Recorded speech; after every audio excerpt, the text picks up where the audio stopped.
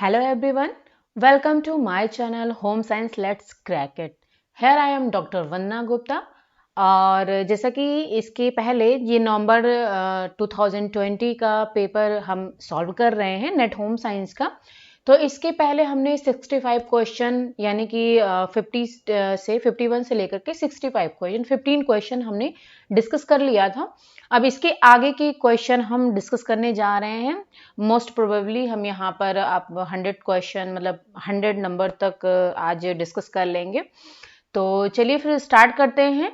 और इसके साथ साथ में हम जैसा कि आप जानते ही हो कि मैं साथ साथ में डिस्कस करते हुए चलती हूँ, तो साथ साथ में हम ऑप्शंस भी डिस्कस करते हुए चलेंगे जो जरूरी हैं, यानी कि जो आपको जानना जरूरी है जिनके बारे में।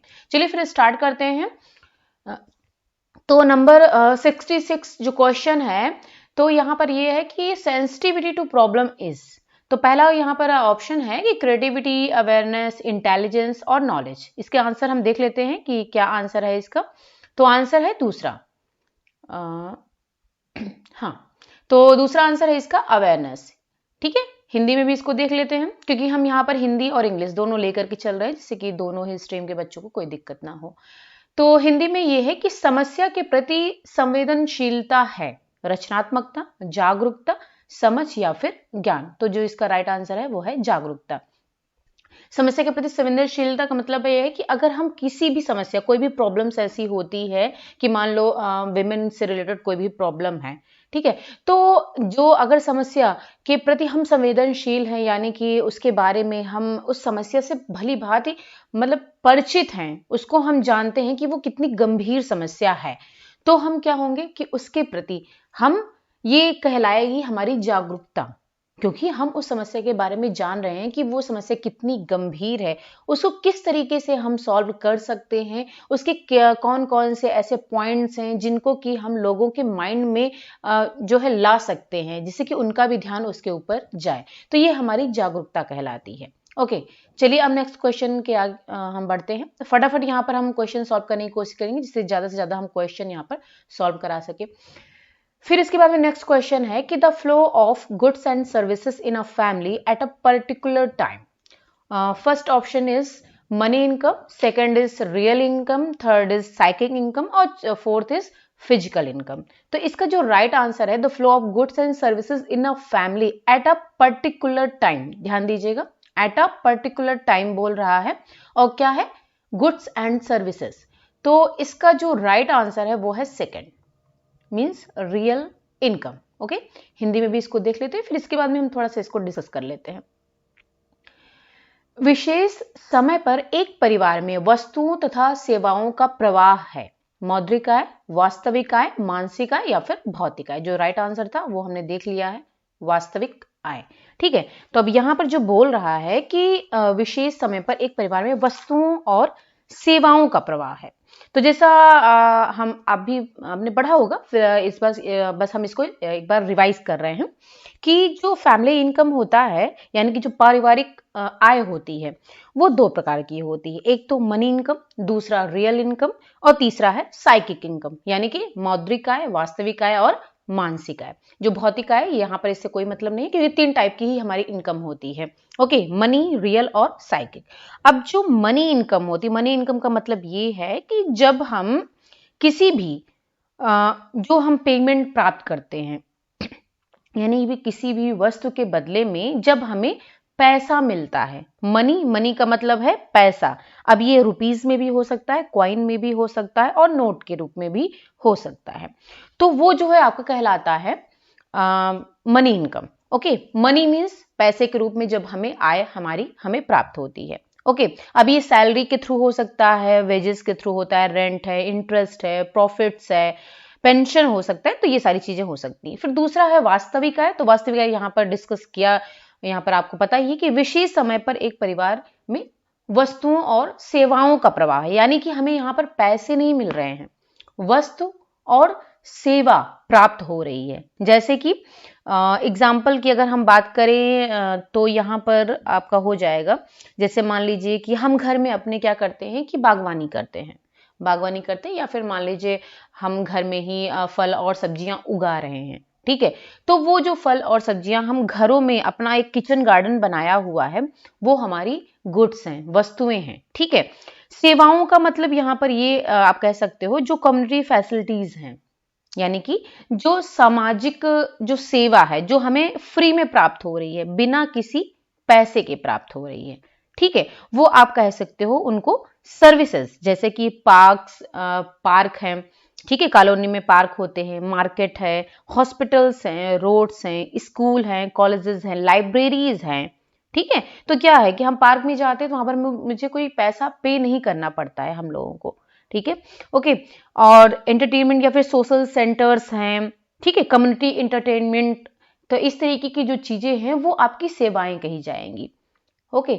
तो ये हमारी वास्तविक आय होती है, ओके, जो कि हमें गुड्स, सर्विसेज और कम्युनिटी फैसिलिटीज के रूप में हमें प्राप्त होती है, और कब, एक स्पेसिफिक पीरियड ऑफ टाइम में प्राप्त होती है, ओके, यानी कि विशेष समय पर प्राप्त होती है, ओके। तो आई थिंक ये चीज समझ में आ गई होगी।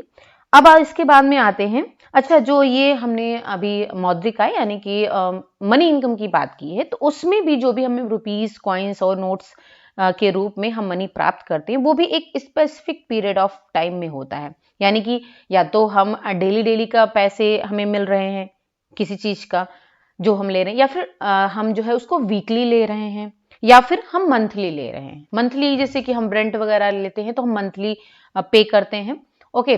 सैलरी भी हमको मंथली मिलती है। तो ये सब चीजें हो गई आपकी मनी इनकम में आ जाती है। फिर आता है तीसरा यहाँ पर जो मानसिक आय है, यानी कि जो साइकिक इनकम है, ये आपकी जो हमें मनी इनकम, हमें आय प्राप्त होती है, वो आपकी सेटिस्फैक्शन के रूप में प्राप्त होती है, यानी कि संतुष्टि के रूप में। मानसिक आय यानी मानसिक से मतलब है कि जब हमें संतोष प्राप्त होता है किसी चीज से, तो वो हमारी मानसिक आय कही जाती है, ठीक है। अब ये हमारी फैमिली के द्वारा हो गया, यानी जो हमारी फैमिली मनी इनकम और रियल इनकम का यूज कर रही है, यानी कि मौद्रिक आय और वास्तविक आय का उपयोग करने के द्वारा, उपयोग करके, यानी मनी इनकम का यूज करके और रियल इनकम का यूज करके, जब परिवार के द्वारा जो सेटिस्फैक्शन प्राप्त होता है, ठीक है, उसी फ्लो ऑफ सेटिस्फैक्शन को कहते हैं मानसिक आय, ओके। चलिए, तो ये आई थिंक आपको समझ में आ गया होगा डिफरेंस क्या है मनी इनकम, वास्तविक इनकम और वास्तविक आय और मानसिक आय, ओके। अब नेक्स्ट हम क्वेश्चन की तरफ बढ़ते हैं। फिर नेक्स्ट है कि one of the internal constraint in implementation of a project is, first is improper feasibility report, second is government policy, third is documents desired by financial institution, और fourth is licensing, okay. Right answer देख लेते हैं यहाँ पर जो first है इसका, improper feasibility report, okay. Hindi में भी इसको हम देख लेते हैं। परियोजना के कार्यान्वयन में, यानी कि इम्प्लीमेंटेशन में, एक आंतरिक बाधा है, यानी कि कोई भी परियोजना अगर चलाई जा रही है, यानी कि उसको इम्प्लीमेंट किया जा रहा है, तब उसके अंदर कौन सी आंतरिक बाधा आती है।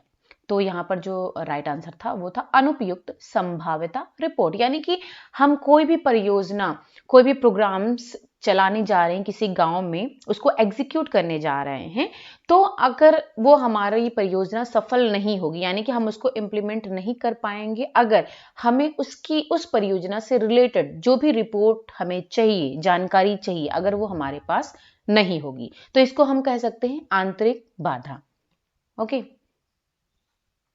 फिर नेक्स्ट क्वेश्चन है, the low cost material hollow gypsum board and blocks are used for, यानी कि जो जिप्सम बोर्ड एंड ब्लॉक्स का यूज करते हैं हम, ये एक लो कॉस्ट मटेरियल होता है, किसके लिए, रूफ, फाउंडेशन, इंटीरियर वॉल्स या फिर फ्लोर के लिए। तो इसका जो राइट आंसर है वो है थर्ड, इंटीरियर वॉल्स के लिए इसका हम यूज करते हैं।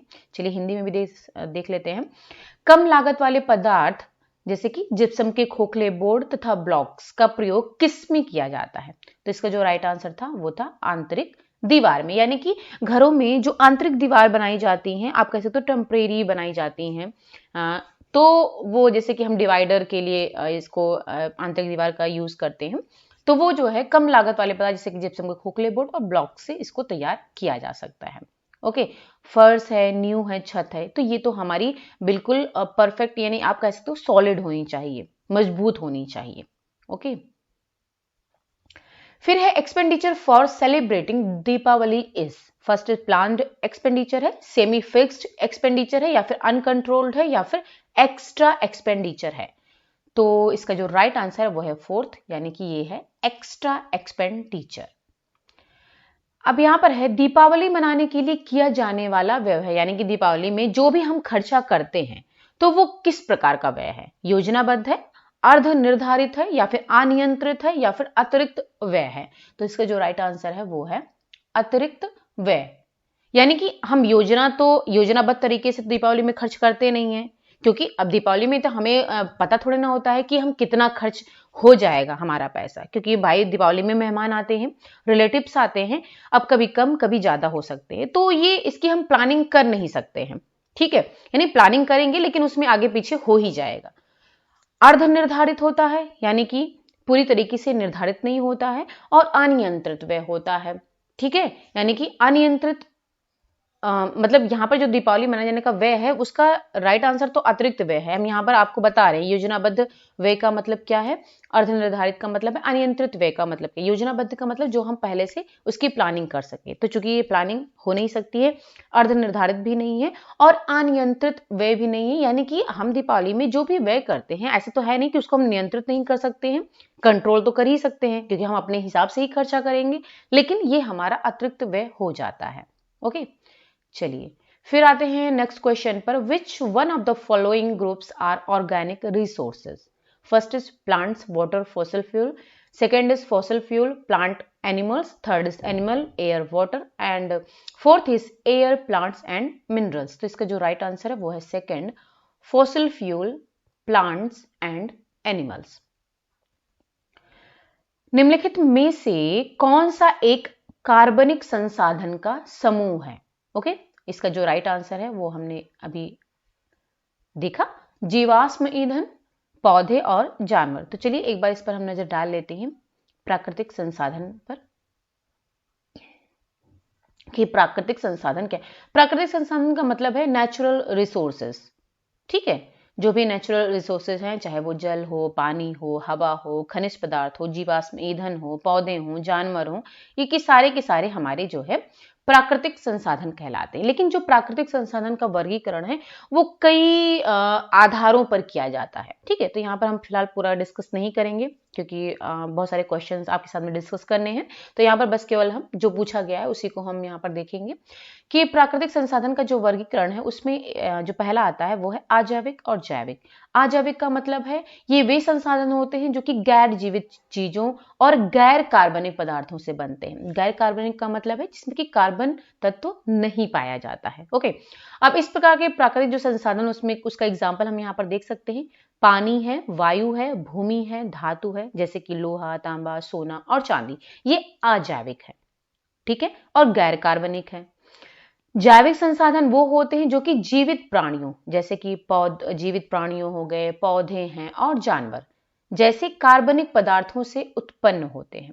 ओके, इस श्रेणी में जीवाश्म ईंधन भी शामिल है क्योंकि ये क्षय युक्त कार्बनिक पदार्थ से प्राप्त होते हैं। ठीक है, तो यहां पर आप देख सकते हो जैविक संसाधन में क्या आ गया, जीवित प्राणी आगे, पौधे आगे, जानवर आगे, इसके अलावा जीवाश्म ईंधन भी आ गए, यानी कि ये कार्बनिक पदार्थ में आ जाते हैं। कार्बनिक पदार्थ यानी कि प्राकृतिक संसाधन में ये कार्बनिक प्राकृतिक संसाधन आप बोल सकते हो। ओके, इसके अलावा और बहुत सारे वर्गीकरण हैं, वास्तविक, अवास्तविक और नवीनकरणीय और अनवीनीकरणीय। तो अगर आप इसके बारे में जानना चाहते हो कि पूरा डिटेल्स में कि किस किस आधार पर प्राकृतिक संसाधन का वर्गीकरण किया गया है तो आप हमको कमेंट कर सकते हो, इसके लिए अलग से एक छोटा सा वीडियो हम डाल देंगे। ओके, चलिए अब आते हैं नेक्स्ट क्वेश्चन पर। तो यहाँ पर आपको समझ में आ गया कार्बनिक संसाधन समूह में कौन कौन सी चीजें आएंगी, जीवाश्म ईंधन, पौधे और जानवर। फिर है नेक्स्ट क्वेश्चन 72 है कि the formation of a connection between parents and the new born in the period soon after birth is called attachment, connection, bonding या फिर लव। तो इसका जो राइट आंसर है वो है थर्ड, बॉन्डिंग। ओके, यहां पर कहा जा रहा है कि जन्म के तुरंत बाद की अवधि में माता पिता और नवजात शिशु के बीच संबंध निर्माण को क्या कहा जाता है? जन्म के तुरंत बाद की अवधि में, ठीक है, माता पिता और नवजात शिशु के बीच में जो भी संबंध होता है उसको क्या कहते हैं? तो उसको कहते हैं बॉन्डिंग, जुड़ाव, ठीक है। तो इसका ये तो आप सभी को पता है। ओके, फिर नेक्स्ट क्वेश्चन है कि the theory that holds that behaviour is strongly influenced by biology and evolution is referred to as the ecological theory, the ethological theory, Erikson's epigenetic theory या फिर डार्विन्स थियरी। तो इसका जो right answer है वो है यहाँ पर फोर्थ, डार्विन्स थियरी। ओके, वह सिद्धांत जो ये मानता है कि व्यवहार जीव विज्ञान और विकास से अत्यधिक प्रभावित होता है उसको क्या कहा जाता है? उस सिद्धांत को क्या कहा जा रहा है? तो इसका जो राइट आंसर है वो हमने देखा कि ये है डार्विन का सिद्धांत कहा जाता है, क्योंकि जो डार्विन थे वो इवोल्यूशन में विश्वास करते थे, उन्होंने ही ये सिद्धांत दिया था, इसके बारे में बताया था, ठीक है, कि जीव विज्ञान और विकास की जो मतलब व्यवहार जीव विज्ञान और विकास से अत्यधिक प्रभावित होता है, ये चीज डार्विन ने ही कहा था, इन्होंने ही इवोल्यूशन थियरी दी हुई है। ओके, चलिए, तो इसको, और जो यहाँ पर इकोलॉजिकल थियरी की बात की जा रही है वो है इकोलॉजिकल थियरी, यहाँ पर जो ये वाली थियरी इकोलॉजिकल थियरी, ठीक है, ये क्या है? ये दी गई है मनोवैज्ञानिक कौन से, ब्रॉनफेन ब्रेनर के द्वारा इकोलॉजिकल थियरी दी गई है, जिसमें कि ये बताया गया है, इकोलॉजिकल ब्रॉनफेन ब्रेनर ने दिया था, और इन्होंने 4 सिस्टम के बारे में बताया था, इन्वायरमेंट के बारे में, स्पेशली इन्होंने इन्वायरमेंट के ऊपर जो है अपना सिद्धांत दिया था, और इसको 4 में डिवाइड किया था, 4 लेवल्स में, जिसमें कि पहला था माइक्रो सिस्टम, दूसरा था मीजो सिस्टम, तीसरा था एक्सो सिस्टम और चौथा था मैक्रो सिस्टम। तो ये जो इकोलॉजिकल सिद्धांत दिया गया था ये ब्रॉनफेन ब्रेनर्स के द्वारा दिया गया था, ये कई बार क्वेश्चन पूछा भी जा चुका है।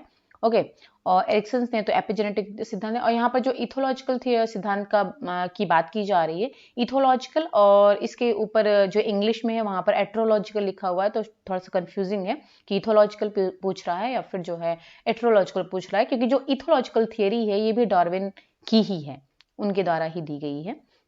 तो चलिए, राइट आंसर हमें पता चल गया है।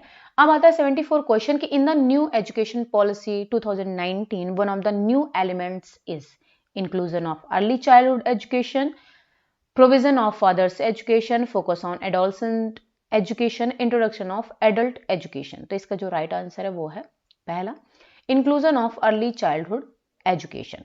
ओके, हिंदी में भी देख लेते हैं। नई शिक्षा नीति 2019 में एक नया घटक है, पहला आरंभिक बाल्यावस्था शिक्षा को शामिल करना, दूसरा है पिता को शिक्षा का उपबंध करना, किशोरियों की शिक्षा पर ध्यान केंद्रित करना, चौथा है प्रौढ़ शिक्षा की शुरुआत करना। तो इसका जो राइट आंसर है वो है आरंभिक बाल्यावस्था शिक्षा को शामिल करना, यानी कि जो नई शिक्षा नीति 2019 है उसमें आरंभिक बाल्यावस्था यानी कि आप कह सकते हो अर्ली चाइल्डहुड को या अर्ली चाइल्डहुड एजुकेशन को इंक्लूड किया गया है। ओके, चलिए अब आते हैं नेक्स्ट क्वेश्चन पर। 75 क्वेश्चन है कि children with average intelligence who have difficulty in reading, writing and mathematics are likely to have, first है लो इंटेलिजेंस क्वेश्चन, या फिर lack of interest in studies, learning disability, या फिर लो इमोशनल इंटेलिजेंस। तो इसका जो राइट आंसर है वो है थर्ड, लर्निंग डिसएबिलिटी। ओके, इसके बारे में अभी हम डिस्कस करेंगे कि ये क्या होता है। औसत बुद्धिमत्ता वाले बच्चे जिन्हें पढ़ने लिखने और गणित में कठिनाई हो उसमें किस बात की संभावना हो सकती है? निम्न बुद्धि परीक्षण गुणांक की प्रॉब्लम हो सकती है, या फिर अध्ययन में रुचि का अभाव हो सकता है, या फिर सीखने में अक्षमता हो सकती है, या फिर निम्न भावनात्मक बुद्धि हो सकती है। तो इसको कहते हैं सीखने में अक्षमता, या फिर आप कह सकते हो लर्निंग डिसएबिलिटी। ओके, तो चलिए फिर इसको हम देख लेते हैं।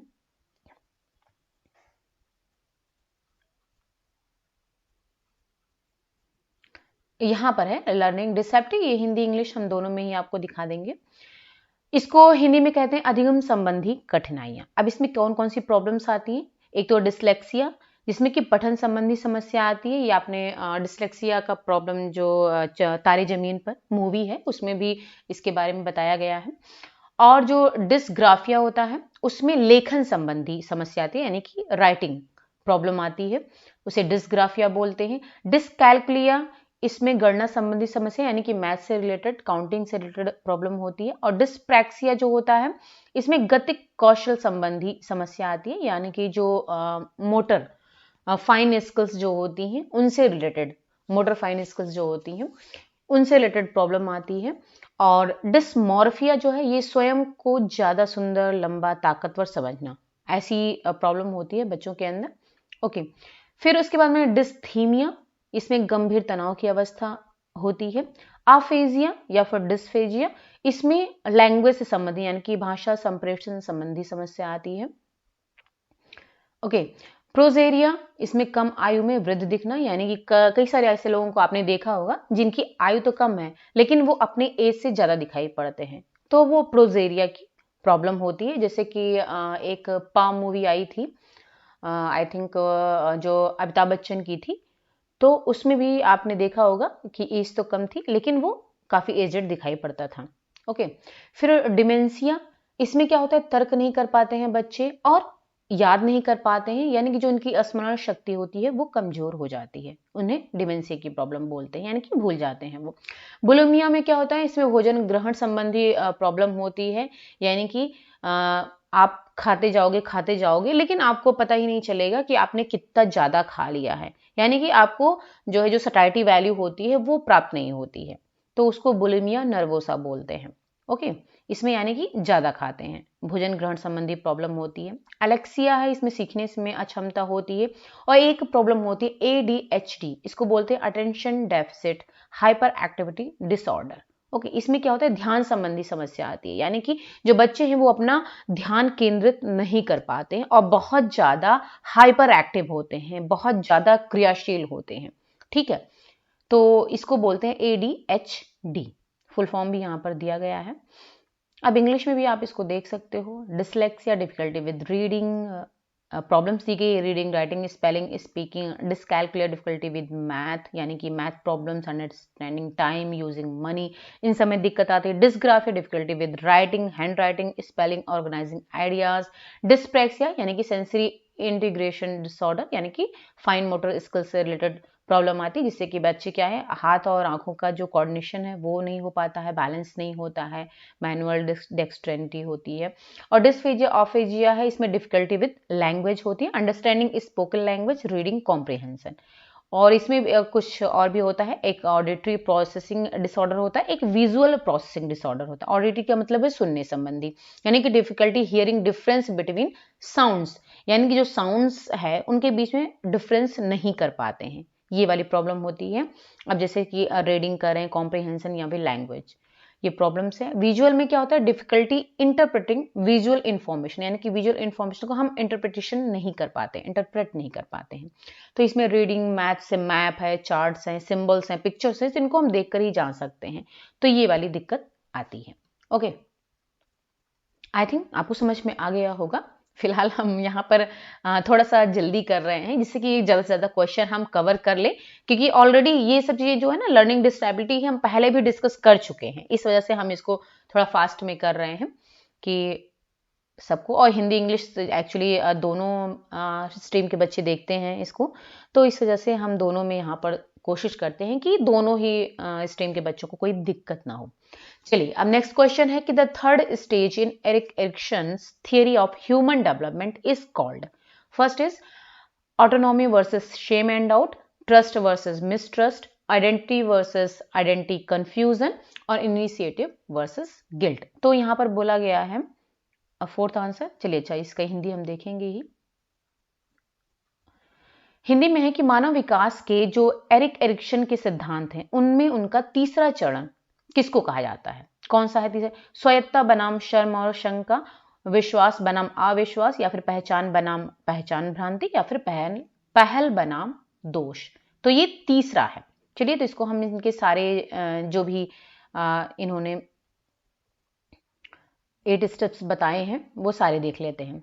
एरिक एरिक्सन, तो जो एरिक एरिक्सन मनोवैज्ञानिक हैं, इन्होंने साइको सोशल थियरी दी थी, यहां पर देख सकते हो, और उसके 8 स्टेज बताए थे इन्होंने। Stages of psychosocial development. तो यहाँ पर जो पहला स्टेज है, ठीक है, वो है जो कि इन्फेंसी में स्टार्ट होता है, वो है ट्रस्ट वर्सेस मिसट्रस्ट। यानी कि इन्होंने ये बताया है कि जो पहला स्टेज होता है जब बच्चे इन्फेंसी यानी कि जो जन्म से लेकर के 2 साल तक की अवस्था होती है, उसमें बच्चे क्या होते हैं कि अगर जो भी उनका केयर टेकर होता है, चाहे वो माँ हो, चाहे वो घर का कोई भी सदस्य हो, जो भी उनका केयर करता है, तो उनके प्रति बच्चों का विश्वास यानी कि ट्रस्ट डेवलप हो जाता है। अगर वही केयर बहुत अच्छे तरीके से नहीं हो पा रहा है, तो क्या होता है, बच्चों के अंदर मिसट्रस्ट डेवलप हो जाता है। इसके बाद में जो सेकंड स्टेज होती है वो होती है autonomy versus shame and doubt, यानी कि जो कि अर्ली चाइल्डहुड में ये स्टेज स्टार्ट होती है। अर्ली चाइल्डहुड का मतलब है 2 से लेकर के 6 साल तक का जो स्टेज होता है, यानी कि प्रारंभिक बाल्यावस्था। अब क्या होता है, अगर बच्चे के अंदर ट्रस्ट यानी कि विश्वास डेवलप हो गया है, तो फिर वो कुछ उसके अंदर करने की इच्छा जागृत होती है, यानी कि वो खुद से उसका अपने ऊपर विश्वास आता है। ठीक है, जब उसका दूसरे पर विश्वास डेवलप हो जाता है, तो धीरे धीरे बच्चा खुद पर विश्वास करने लगता है और खुद से वो कुछ ना कुछ काम करने लगता है, सक्षम हो जाता है। लेकिन जब मिसट्रस्ट के केस में क्या होता है, उसे खुद में शेम और डाउट की फीलिंग आती है, यानी कि जब वो कोई काम नहीं कर पाता है तो उसको शर्म आती है और वो खुद पर डाउट होता है कि वो कर पाएगा या फिर नहीं कर पाएगा उस काम को। फिर नेक्स्ट स्टेज आती है, तीसरी है, जो कि इनिशिएटिव वर्सेस गिल्ट है, यानी कि प्री स्कूल है। तो प्री स्कूल का मतलब है जब बच्चे स्कूल जाने से जस्ट पहले वाली जो अवस्था होती है। ठीक है, तो अब इसमें क्या होता है कि जैसे जो आपकी बाल्यावस्था है उसको भी तीन में डिवाइड किया गया है, प्रारंभिक बाल्यावस्था, मध्यावस्था और उत्तर बाल्यावस्था। ठीक है, तो यानी कि ये आपका जो बाल्यावस्था का पीरियड होता है ये 2 साल से लेकर के और 12 साल तक का माना गया है, और उसी में आपका अर्ली चाइल्डहुड, प्री स्कूल और स्कूल एज ये तीनों आ जाते हैं। फिर अब कहीं कहीं पर प्रारंभिक बाल्यावस्था 2 से 6 साल का है, अब यहाँ पर इन्होंने 3 में डिवाइड कर दिया है, तो वो जो है 6 साल से आपका कम का स्टेज आ जाएगा। तो प्री स्कूल में क्या होता है, बच्चे यानी कि जस्ट कॉलेज स्कूल जाने से पहले की जो अवस्था है।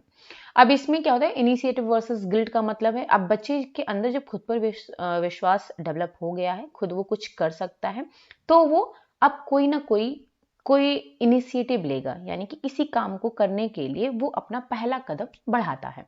लेकिन जब बच्चे के अंदर शेम एंड डाउट वाली फीलिंग है, तो वो चूंकि क्या होता है कि अब चूंकि वो कोई काम कर नहीं पा रहा है, ठीक है, उसमें सफल नहीं हो पा रहा है, ऑलरेडी उसे अपने ऊपर डाउट है, तो क्या होता है जब वो काम उसका सफल नहीं हो पाता है, वो पूरी तरीके से प्रॉपर तरीके से नहीं हो पाता, तो उसको गिल्टी फील होता है कि वो उस काम को सही तरीके से नहीं कर पा रहे, जबकि दूसरा बच्चा वहीं पर उस काम को कर पा रहा है, तो उसको गिल्टी की फीलिंग आती है।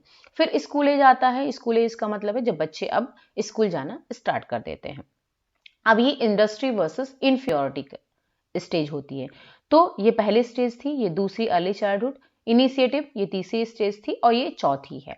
ठीक है, अब जब बच्चा इनिशिएटिव स्टार्ट कर यानी इनिशिएटिव उसने डाल दिया, पहला कदम अपना बढ़ा दिया किसी काम को करने के लिए, फिर धीरे धीरे वो उस पर सफल होने लगता है, मेहनत करता है, और फिर जो है वो अपना धीरे धीरे किसी न किसी चीज में पूरी तरीके से इन्वॉल्व हो जाता है, क्योंकि अब वो जो है मेहनत कर रहा है और उसको सफलता मिल रही है, तो वो आगे बढ़ता चला जा रहा है। लेकिन जब जिस बच्चे के अंदर गिल्टी की फीलिंग आ गई, तो वो क्या है कि अब वो आगे ही नहीं बढ़ पाएगा, किसी काम में वो सफल नहीं हो पा रहा है, तो वो जो है खुद को बहुत ही इंफीरियर महसूस करने लगता है, यानी कि दूसरों से खुद को कम समझने लगता है कि अब वो कुछ नहीं कर पाएगा लाइफ में, ऐसी उसके अंदर फीलिंग आने लगती है। फिर आता है एडोलसेंस स्टेज में क्या होता है, आइडेंटिटी वर्सेस रोल कंफ्यूजन वाली स्टेज आती है, यानी कि ये आपकी 5वीं स्टेज है, आइडेंटिटी वर्सेस रोल कंफ्यूजन। ये एडोलसेंस में होता है, ये वाली स्टेज आती है। अब इसमें क्या है, चूंकि बच्चा अब सफल हो गया, अब वो किसी काम में इन्वॉल्व हो गया है, सफल हो रहा है, तो क्या होता है वो धीरे धीरे अपनी पहचान यानी कि आइडेंटिटी स्थापित कर लेता है एडोलसेंस एज तक आते आते।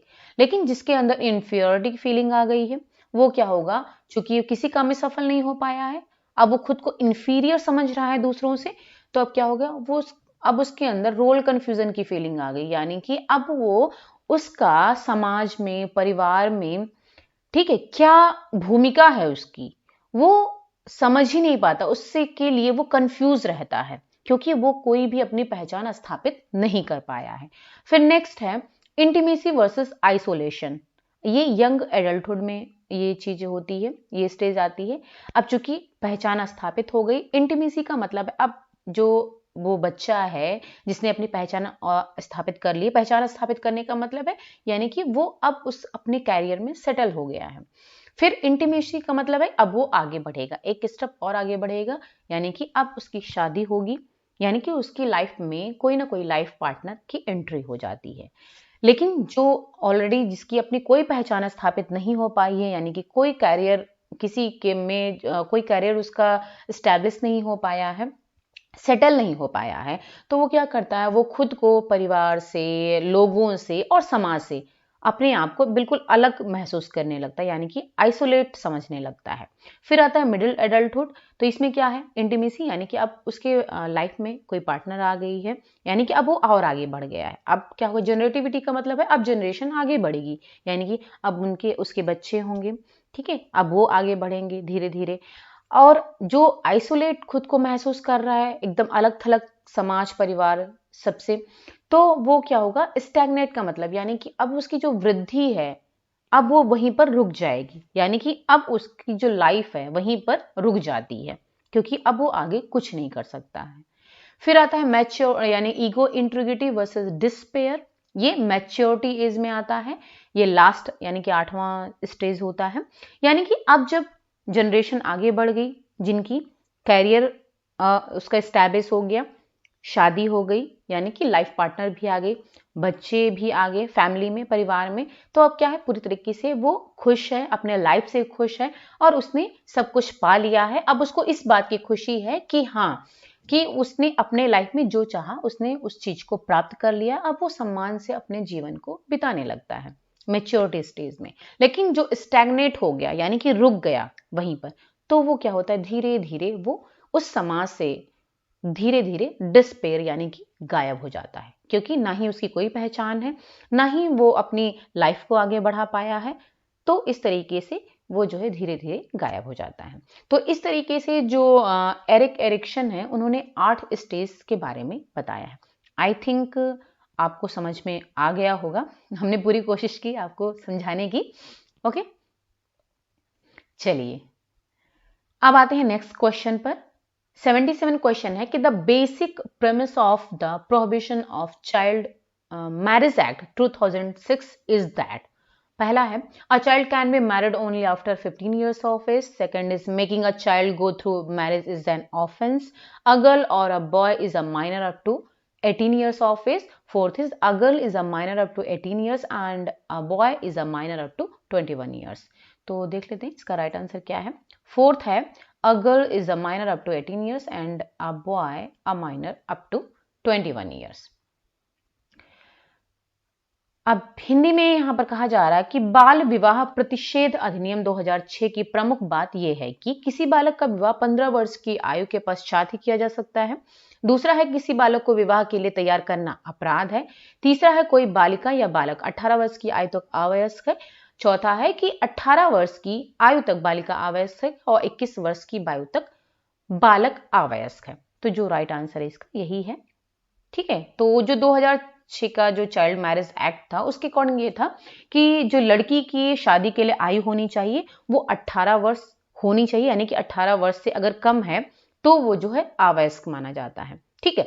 और जो 21 जो लड़का है उसकी आयु 21 वर्ष होनी चाहिए, यानी कि 21 वर्ष से कम नहीं होनी चाहिए। अगर वो 21 वर्ष से कम है तो वो अवयस्क माना जाएगा। तो ये जो है राइट आंसर है जो कि 2006 के अनुसार है। और इसके अलावा जो अभी बाल विवाह प्रतिषेध अधिनियम 2021 आया है, ठीक है, यानी कि चाइल्ड मैरिज एक्ट 2021 जो है उसमें जो ये बालिका की 18 वर्ष की आयु है इसको बढ़ाने की बात कही गई है कि इसको बढ़ा करके 21 वर्ष कर दिया जाए, यानी कि लड़की की आयु जो है 18 की जगह अब 21 साल जो है मानी जाएगी। कानूनी उम्र, कानूनी जो शादी की उम्र है वो 18 से 21 बढ़ाने की बात चल रही है। और ये आई थिंक लोकसभा में ये विधेयक मतलब पास भी हो गया है, लेकिन अभी आगे इसकी अभी कोई बात नहीं हो रही है कि हाँ कब से ये लागू होगा, लेकिन इस पर अभी डिस्कशन चल रहा है, यानी कि सरकार की तरफ से इस पर जो है फोकस किया जा रहा है कि लड़की की आयु को 18 से बढ़ाकर 21 साल कर दिया जाए। इससे क्या फायदा होगा कि चूंकि 18 साल में शादियां हो जाती हैं तो पढ़ने का जो एज होता है वो करियर बनाने का एज यही होता है। जब 21 साल कर दिया जाएगा तो इससे लड़कियों को और भी शिक्षा प्राप्त करने में यानी कि एजुकेशन में उन्हें और भी सफलता मिल सकती है। फिर आता है 78 क्वेश्चन है कि which of the following statements doesn't describe a matriarchal family. First is authority vests in the women head of the family. Marriage relation are transient. The husband is sometimes a casual visitor. Third is descent is through the mother. और fourth is property is transferred through the mother. तो इसका जो right answer है वो है second कि marriage relation are transient, the husband is sometimes a casual visitor. Okay, Hindi में देख लेते हैं कि निम्नलिखित में से कौन सा कथन मात्र सत्तात्मक परिवार का वर्णन नहीं करता है। ध्यान दीजिएगा, नहीं शब्द है यहाँ पर। पहला है अधिकार परिवार की महिला मुखिया के पास होते हैं। दूसरा है वैवाहिक संबंध अस्थायी होते हैं, पति कभी कभी अनियमित आगंतुक होता है। तीसरा है वंश माता के माध्यम से चलता है। और चौथा है संपत्ति माता द्वारा अंतरित की जाती है। तो चूंकि यहाँ पर आप देख सकते हो कि अधिकार परिवार की महिला मुखिया के पास होता है तो यहाँ पर तो मात्र सत्तात्मक झलक रहा है। वंश माता के माध्यम से चलता है, ये भी मात्र सत्तात्मक है। संपत्ति माता द्वारा अंतरित की जाती है तो ये भी मात्र सत्तात्मक है। लेकिन जो ये सेकंड वाला ऑप्शन है वैवाहिक संबंध अस्थायी होते हैं और पति कभी कभी अनियमित आगंतुक होता है, ये आपका मात्र सत्तात्मक परिवार का वर्णन नहीं करता है। ओके, 79 क्वेश्चन है the term used to refer to a person who controls और selects the content that reaches an audience is known as watchman, gatekeeper, housekeeper या फिर गार्ड। इसका राइट आंसर है गेटकीपर। श्रोताओं हेतु विषय वस्तु का चयन अथवा नियंत्रण करने वाले व्यक्ति को किस रूप में परिभाषित किया गया है? वॉचमैन, गेटकीपर, हाउसकीपर या फिर गार्ड। तो कहा गया है यहाँ पर कि वो गेटकीपर है जो कि विषय वस्तु का चयन अथवा नियंत्रण करता है। चलिए फिर आता है next question, which of the following models of development emphasized that the modernization could be achieved by increased productivity, economic growth and industrialization? तो फर्स्ट है the new paradigm of development, interdependent model of development, dominant paradigm of development model, basic needs model of development। तो third इसका right answer है dominant paradigm of development model। Okay, Hindi में भी देख लेते हैं। निम्नलिखित में से विकास का कौन सा मॉडल इस बात पर बल देता है कि उत्पादकता में वृद्धि, आर्थिक विकास एवं औद्योगिकरण द्वारा आधुनिकता को प्राप्त किया जा सकता है? पहला है विकास का नया पैराडाइम, दूसरा है परस्पर निर्भर विकास मॉडल, विकास का प्रभावी पैराडाइम मॉडल या फिर मूलभूत आवश्यकता का विकास मॉडल। तो इसका जो राइट आंसर है वो था तीसरा, विकास का प्रभावी पैराडाइम मॉडल। फिर नेक्स्ट क्वेश्चन है 81, विच of the following is not a group approach for communication and extension? Workshop, home visits, training या फिर डिमॉन्स्ट्रेशन। तो इसका राइट आंसर है सेकंड, होम विजिट। निम्नलिखित में से संप्रेषण और विस्तार हेतु कौन सा ग्रुप अप्रोच नहीं है? नहीं है यानी क्या पूछा जा रहा है कौन सा ग्रुप अप्रोच नहीं है? कार्यशाला, घरों में जाना, प्रशिक्षण या फिर प्रदर्शन। तो इसका जो राइट आंसर है वो है घरों में जाना, क्योंकि यहाँ पर जो कार्यशाला है, प्रशिक्षण है और प्रदर्शन है ये कि सारे के सारे ग्रुप अप्रोच में आते हैं, लेकिन घरों में जाना यानी कि होम विजिट करना ये आपका इंडिविजुअल अप्रोच में आता है। यानी कि जो अप्रोच होते हैं, ये हमारा प्रसार शिक्षा का क्वेश्चन है, तो हमारे प्रसार शिक्षा में भी कम्युनिकेशन से है। तो जो अप्रोचेस होते हैं एक्सटेंशन वर्क में वो 3 टाइप के होते हैं, इंडिविजुअल, ग्रुप और मास अप्रोच। तो जो इंडिविजुअल अप्रोच का मतलब ये है कि पर्सनली यानी कि पर्सन टू पर्सन जा करके हम जो है उनको अवेयर करते हैं किसी चीज से या फिर जो भी इंफॉर्मेशन हमें देनी है। ठीक है, तो इसमें आपका होम विजिट आ जा रहा है यानी कि घरों में जा रहे हैं। ठीक है, ये होता है। इसके अलावा और भी होते हैं जैसे फार्म एंड होम विजिट ये आता है, ऑफिस कॉल्स आते हैं इसके अंदर में, पर्सनल लेटर्स आ जाते हैं और टेलीफोनिक कॉल्स। यानी कि आप इंडिविजुअली आप अप्रोच कर रहे हो। ठीक है, और जो ग्रुप अप्रोच है तो उसमें कार्यशाला, प्रशिक्षण और प्रदर्शन ये तो दिया गया है। इसके अलावा और भी चीजें होती हैं जैसे कि लेक्चर मीटिंग्स होती हैं, कॉन्फ्रेंस होते हैं, कार्यशाला यानी कि वर्कशॉप तो हो ही गया है, और इसमें ग्रुप इंटरव्यू होते हैं या फिर पब्लिक कन्वर्सेशन आ जाता है, और फील्ड डेज है, टूर्स है, ठीक है। तो इसके माध्यम से होता है। और इसके अलावा जो डिमॉन्स्ट्रेशन होते हैं उसमें 2 टाइप का होता है, एक तो रिजल्ट और एक मेथड डिमॉन्स्ट्रेशन होता है। तो इसके ये जो है आपका ग्रुप अप्रोच के अंदर आता है। ग्रुप अप्रोच का मतलब है जिसमें 2 या 2 से अधिक पीपल, मतलब 2 या 2 से अधिक लोग इसमें शामिल होते हैं, वो ग्रुप अप्रोच कहलाता है। फिर तीसरा आता है मास अप्रोच। तो मास अप्रोच में क्या होता है, इसमें जो है बहुत अधिक संख्या में लोग होते हैं जिन तक जो है आप अप्रोच किया जाता है, यानी कि सूचनाओं को पहुंचाने का काम किया जाता है, उनको अवेयर करने का काम किया जाता है। तो ये काम कौन करता है, एक्सटेंशन वर्कर करता है। अब इसके अंदर क्या होता है, जो मास अप्रोच है, चूंकि इसमें बहुत अधिक लोग होते हैं, तो इसमें फिल्म है, स्लाइड्स है, फिल्म स्ट्रिप है, रेडियो के द्वारा रेडियो टॉक है, एग्जीबिशन और फ्लैश कार्ड का यूज करके इनके माध्यम से जो है जो भी सूचनाओं को पहुंचाने का काम किया जाता है, ठीक है। और इसकी यानी कि स्पेशली इसमें ऑडियो विजुअल एड्स का यूज किया जाता है, क्योंकि हमें ज्यादा से ज्यादा संख्या तक अपनी बातों को पहुंचाना होता है, यानी कि जो एक्सटेंशन वर्कर है उसे अपनी बातों को पहुंचाना होता है।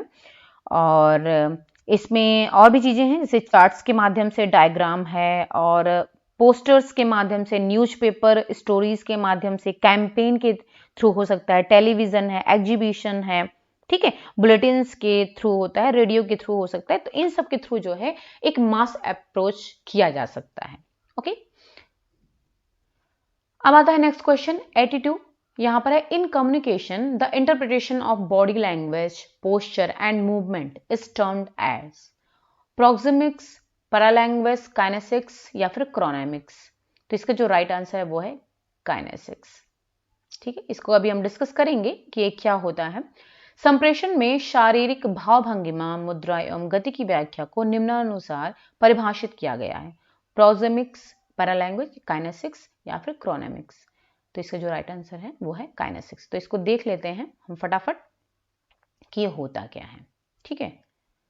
तो यहाँ पर जिसकी जो भी बात की गई है प्रोक्सिमिक्स, काइनेसिक्स की, ये आपके नॉन वर्बल कम्युनिकेशन होता है। नॉन वर्बल का मतलब है जिसमें कि हम ना ही उसको रिटन माध्यम से हम कम्युनिकेट कर रहे हैं, यानी कि ना ही लिखित विधि द्वारा हम कम्युनिकेट कर रहे हैं, और ना ही उसको हम मौखिक विधि द्वारा कम्युनिकेट कर रहे हैं। यानी कि जो वर्बल कम्युनिकेशन होता है उसमें हम मौखिक के द्वारा या फिर लिखित माध्यम से हम संप्रेषण करते हैं, ठीक है, कम्युनिकेशन करते हैं। ओके, और नॉन वर्बल में क्या होता है, हम अपने शारीरिक हाव भाव के थ्रू, बॉडी गेस्चर्स के थ्रू, बॉडी लैंग्वेज के थ्रू करते हैं। तो इसमें जो काइनेसिक्स जो आंसर है जो पूछा गया है, तो ये पूरा आपके बॉडी लैंग्वेज को रिप्रेजेंट करता है, ठीक है। बॉडी लैंग्वेज का मतलब है जैसे कि फेशियल एक्सप्रेशन, यानी आपके चेहरे का हाव भाव जो है। तो यहाँ पर आप पिक्चर्स में देख सकते हो, ये अलग अलग तरह के चेहरे बने हुए हैं। तो इससे पता चल रहा है कि कौन जो है इसमें बहुत खुश नजर आ रहा है, कौन दुखी नजर आ रहा है, कौन बहुत ही ज्यादा खुश है, ठीक है। तो अलग अलग जो है आपका जो फेस है वो बता देता है कि आपके अंदर क्या चल रहा है। क्योंकि अब यहाँ पर देखिए, चेहरा मन के हाव भाव बता देता है, और इससे दूसरे व्यक्ति की प्रतिक्रिया को जान सकते हैं। चेहरे के भाव से हम दिखा सकते हैं कि हम खुशी हैं, उदास हैं, क्रोध हैं या फिर भय में हैं, ठीक है। तो चेहरे से पता चल जाता है कि कोई व्यक्ति दुखी है या फिर बहुत खुश है या फिर उदास है या फिर क्रोध है। दूसरा, एक तो फेस के द्वारा हम रिप्रेजेंट करते हैं अपने भावनाओं को। दूसरा, हेड के माध्यम। हेड का मतलब है कि जैसे मान लो कि अगर हमसे पूछा जाता है कि आप इस बात से सहमत हो या फिर नहीं सहमत, तो अगर हम अपने मुंह से नहीं बोल रहे तो अपने सिर को हिला देते हैं कि हाँ, सिर को हिला करके बताते हैं कि हाँ, आप उस बात से सहमत हो या फिर नहीं हो, ठीक है। जैसे कि अगर हम अपने सिर को लेफ्ट या फिर राइट को ले जा रहे हैं, तो इसका यह अर्थ ये होता है कि वो आपकी बात से सहमत नहीं है या ना कह रहा है, ठीक है।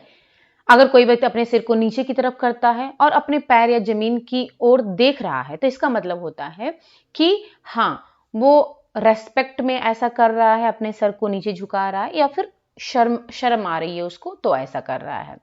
तो एक तो अपने सिर को हिला करके हम इस तरीके से कर सकते हैं। दूसरा, अपने आंखों के मूवमेंट के माध्यम से भी हम दूसरों की बातों को समझ सकते हैं, कि उसकी आंखें बता देती हैं कि कोई किसी के दिमाग में क्या चल रहा है। ओके, यहाँ पर आप देख सकते हो अलग अलग तरीके के यहाँ पर आंखों के एक्सप्रेशन दिखाए गए हैं। ओके। अब आपकी आंखें बहुत कुछ बता देती हैं। अगर आपकी बात करते वक्त नीचे या इधर उधर देख रही हैं तो इसका मतलब ये होता है कि सामने वाले की बात को लेकर के आप सीरियस नहीं हो। अगर आप इधर उधर देख रहे हो, आप कंफर्टेबल नहीं हो, इस वजह से आप उसकी बात को ध्यान से नहीं सुन रहे हो।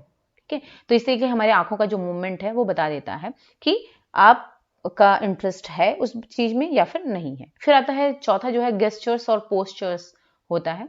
तो जो इसके थ्रू भी हम मतलब पता चल जाता है। जैसे आप यहाँ पिक्चर में देख सकते हो कि यहाँ पर ये हाथ अंगुली उठाए हुआ है, या फिर हम अपने होंठ पर जब अंगुली रख लेते हैं तो इसका क्या मतलब होता है, यानी कि इशारे से बात करना।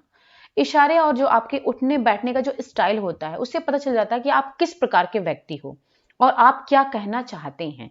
जैसे कि क्रिकेट और बहुत से खेलों में क्या होता है, इशारों से पता चल जाता है कि खिलाड़ी जो है आउट हो गया है, क्योंकि अब जो वहां पर एम्पायर होता है, तो चूंकि अब इतना बड़ा फील्ड होता है तो वो चिल्ला करके तो बता नहीं सकता है, तो वो इशारे के माध्यम से बताता है कि खिलाड़ी आउट हुआ है या फिर उसको बाहर निकाला जा रहा है, या फिर जो है आउट नहीं हुआ है।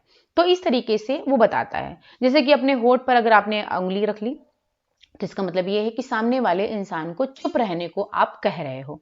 ठीक है, आप मुंह से नहीं बोल रहे हो, लेकिन उंगली अगर आपने अपने होठों पर उंगली रख ली तो इसका मतलब है कि सामने वाले से आप ये कहना चाह रहे हो कि चुप रहो, ज्यादा मत बोलो। ठीक है, चलिए।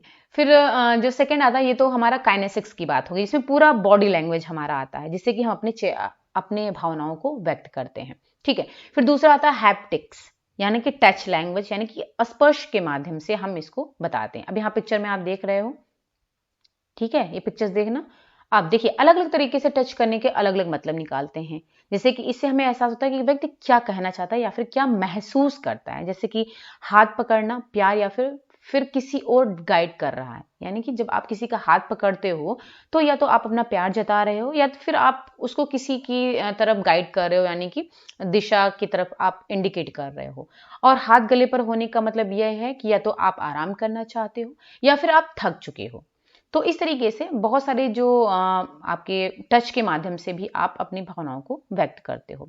फिर आता है प्रोक्सेमिक्स, जो कि हमारे ऑप्शन में दिया गया है। ये स्पेस लैंग्वेज को बताता है। तो यहाँ पर आप देख सकते हो जो पिक्चर में बना हुआ है, स्पेस का मतलब है जो ज्यादा पास में है, तो यानी कि जो आपके ज्यादा निकट होंगे, ज्यादा क्लोज होंगे, उनसे आप ज्यादा पास में बैठ करके बात करोगे। जो आपसे मतलब थोड़ा बहुत आप जानते हो, बहुत ज्यादा क्लोज नहीं हो, तो उनसे थोड़ा दूरी बना करके ही आप बात करते हो। ठीक है, या फिर आप यानी कि आप किस तरीके से अपने स्पेस का यूज करते हो, तो जो आपका स्पेस है वो भी बताता है कि आप क्या कहना चाह रहे हो। यानी कि बात करते समय कितनी दूरी हमें रखनी है, इसे ही स्पेस लैंग्वेज कहा जाता है। इससे हमें यह पता चलता है कि हम किससे कितना कंफर्टेबल हैं और किस जगह कितनी दूरी बनाकर बात करनी चाहिए। जैसे कि फॉर्मल मीटिंग में क्या होता है, दूरी ज्यादा होती है। ठीक है, लेकिन जो पर्सनल अगर आप बातचीत कर रहे हो तो दूरी कम हो जाती है, क्योंकि पर्सनल बात में हम किसी नजदीकी मित्र, यानी कि जो भी इंसान से आप बात करोगे, पर्सनल बात करोगे, वो आपका कोई क्लोज्ड ही होगा। ठीक है, और उससे आप ज्यादा कंफर्टेबल महसूस करोगे। सॉरी। फिर आता है नेक्स्ट है क्रोनेमिक्स। ये भी हमारे ऑप्शन में दिया है। क्रोनेमिक्स का मतलब होता है टाइम लैंग्वेज। ठीक है, इसके पहले हमने स्पेस लैंग्वेज पढ़ा, प्रोक्सेमिक्स, अब ये था क्रोनेमिक्स, ये टाइम लैंग्वेज। यानी कि अगर आप किसी खास मौके पर सही वक्त पर पहुंचते हैं तो इसका मतलब है कि आप वक्त के बहुत ही पाबंद हो, और आप कहीं पे सही वक्त पर नहीं पहुंच रहे हो तो इसका मतलब है आप आलसी हो या फिर किसी बात को आप सीरियसली नहीं ले रहे हो। तो हमेशा वक्त की जो पहचान, हमेशा अगर आप वक्त पर पहुंच रहे हो तो आप पर जो लोगों का जो नजरिया है, ठीक है, ओपिनियन है, वो बहुत अच्छा होता है। यानी कि आपका जो इंप्रेशन उन पर अच्छा पड़ता है। जैसे कि ऑफिस वगैरह का पहला दिन होता है या फिर कॉलेज में आप पहला दिन है, अगर आप टाइम से पहुंच रहे हो तो इसका मतलब है कि आप बहुत ही टाइम पंक्चुअल हो। ओके, नहीं पहुंचते हो तो आपको उसी तरीके से फिर देखा जाता है। फिर आता है साइलेंस। तो हम चुप रह करके बहुत सारी बातें कह देते हैं। जैसे कि बातचीत के दौरान अगर चुप रहना सामने वाले व्यक्ति पर क्या होता है, दबाव डाल सकता है।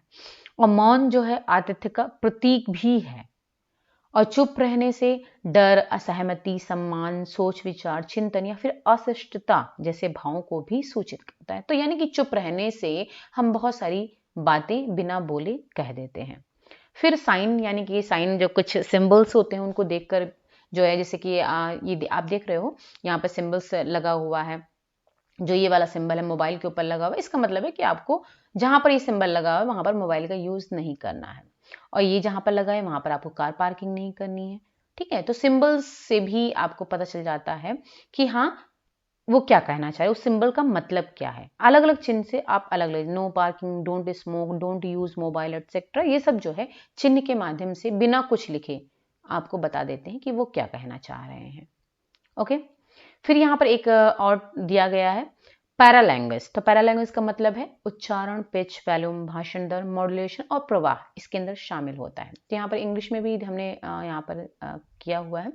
पैरा मीन्स होता है like and para language means होता है लाइक लैंग्वेज, यानी कि भाषा के समान।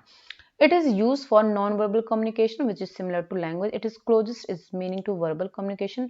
Words convey meaning through paralanguage. यानी जो भी हम words अपने शब्दों को convey कर रहे हैं वो किसके थ्रू, paralanguage के थ्रू कर रहे हैं। It indicates how a speaker speak.